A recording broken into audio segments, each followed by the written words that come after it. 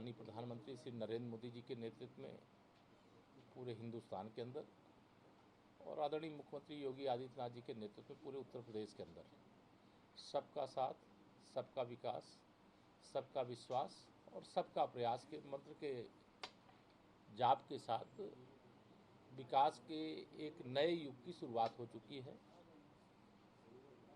हमारे यहाँ कोई सरकार की योजनाओं को लेकर के भेदभाव नहीं है। हमारी सरकार का एक ही लक्ष्य है कि जो सरकारी योजनाएं हैं, जो समाज का सबसे गरीब व्यक्ति है, ज़रूरतमंद है, उसको उस योजना का लाभ मिले और उसमें भ्रष्टाचार ना हो, और इसमें हम लोग सफलतापूर्वक आगे बढ़ रहे हैं। सर अत्याचार मुसलमानों पर हो रहे हैं। नहीं, इस समय बयान को कोट करके चाहे समाजवादी पार्टी हो और चाहे कांग्रेस पार्टी हो, चाहे भाजपा विरोधी जो भी पार्टियां हों, वह सब जनता की सेवा नहीं कर रहे हैं, इसलिए उनकी पार्टियों का भविष्य की सुरक्षा को खतरा पैदा हो गया। बाकी हिंदुस्तान की 140 करोड़ जनता अपने को सुरक्षित भी महसूस कर रही है और अपने जीवन में बदलाव का एहसास भी कर रही है, और इसके कारण से लगातार भारतीय जनता पार्टी को समर्थन बढ़ रहा है।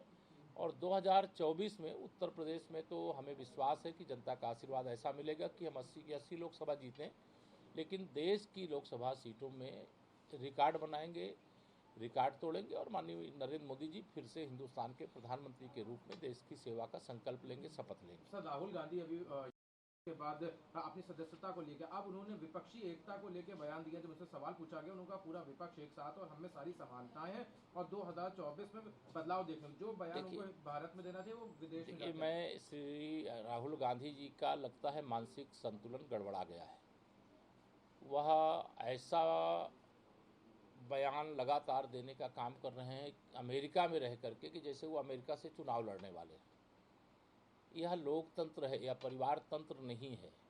प्रधानमंत्री की कुर्सी पर गांधी खानदान का जन्मसिद्ध अधिकार नहीं है।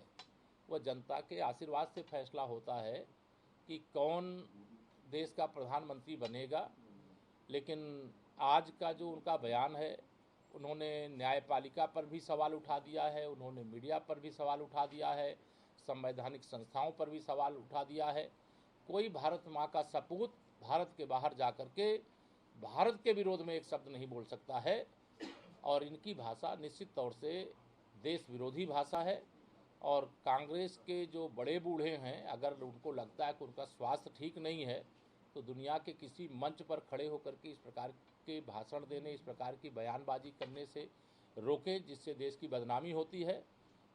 और जिस प्रकार से उनके बयान देख रहा हूँ, मुझे तो एकदम आश्चर्य लगता है कि कैसे भारत के विरोध में जा कर के, भाजपा के विरोध में, भारत के प्रधानमंत्री के विरोध में वो विदेश में बोलते हैं। उनको जो कुछ बोलना है, 2024 का चुनाव है सामने, आकर के भारत की जनता के बीच में बोलें, भारत की धरती पर बोलें, लोकतंत्र की ताकत यहाँ दिखावें। जाकर के दुनिया में देश को बदनाम करने का पाप कर रहे हैं, अपराध कर रहे हैं, उसके लिए उन्हें माफ़ी मांगनी चाहिए।